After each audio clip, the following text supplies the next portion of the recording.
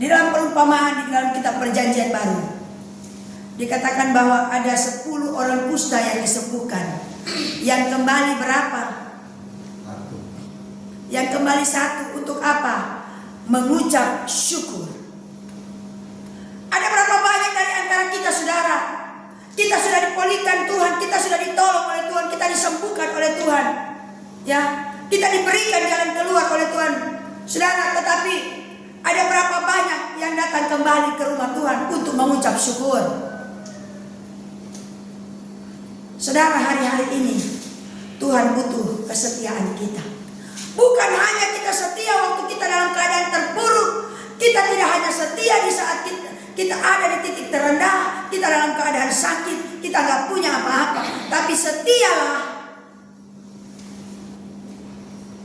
dalam segala keadaan.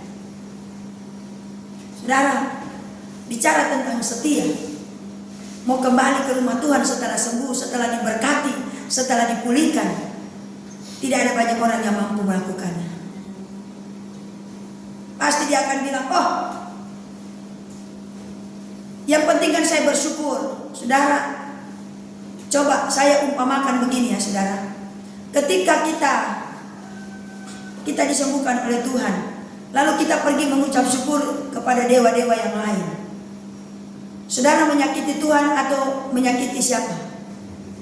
Menyakiti Tuhan.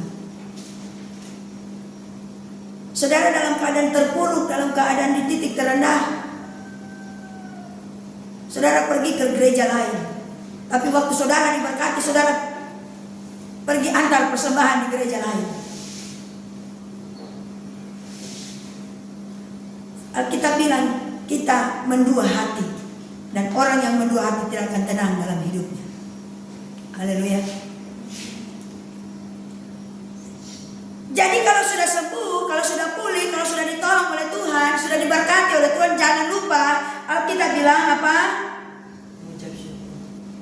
Alkitab bilang apa? Ada 2 kali di situ. Kalau sudah sembuh, ayat 5b. Kalau sudah sembuh, pada hari yang ketiga engkau akan pergi ke rumah Tuhan. Di ayat 5b, kemudian di ayat 8 juga sama. Sebelum itu Hizkia telah berkata kepada Yesaya, apakah yang akan menjadi tanda bahwa Tuhan akan menyembuhkan aku? Apa tandanya Tuhan akan menyembuhkan dia? Dia harus pergi ke rumah Tuhan. Haleluya. Jadi kalau sudah diberkati, kalau sudah sembuh, jangan lupa ke rumah Tuhan. Amin. Haleluya. Kenapa saudara? Kita harus setia kepada Tuhan. Karena Tuhan kita bukanlah Tuhan yang suka ingkar janji. Tidak seperti manusia. Oh, kalau saya diberkati, saya akan ibadah ibu gembala, ibu pendeta. Kalau saya nanti ada mobil, biar jauh saya akan ibadah. Tapi kenyataannya setelah ada mobil, bersungut-sungut, gak ada bensin lah, jauh lah, dan lain-lain sebagainya, saudara. Haleluya. Tapi mari saudara, saya mengajak kita semua, kalau dalam pergumulan di mana saudara bergumul, di mana saudara dibantu, di mana saudara diberkati, dipulihkan, setialah di situ. Amin. Amin. Tuhan saja butuh orang setia, apalagi manusia. Tuhan butuh orang yang setia dan taat, apalagi manusia. Haleluya.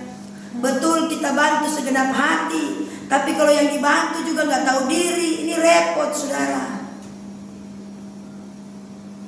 Betul kita bantu atas nama hati, atas nama Tuhan. Tapi Tuhan pun ingin kita setia di mana engkau diberkati oleh Tuhan. Dan yang terakhir saudara, pada waktu dia diberkati, pada waktu dia dipulihkan, kesehatannya dia disembuhkan, Alkitab mencatat ada orang-orang dari Persia datang. Ya. Oh, dia senang sekali dia dikunjungi. Oh, mereka melihat bahwa inilah Tuhan yang disembah oleh Hizkia. Dia sembuh, dia sudah dipulihkan oleh Tuhan, dan mereka datang kepadanya dan dia perlihatkan segala kekayaannya yang ada di situ. Oh, ini mereka datang lihat, bukan bagaimana, tanya bagaimana dia caranya bisa sembuh. Ya, siapa yang sembuhkan dia? Tidak.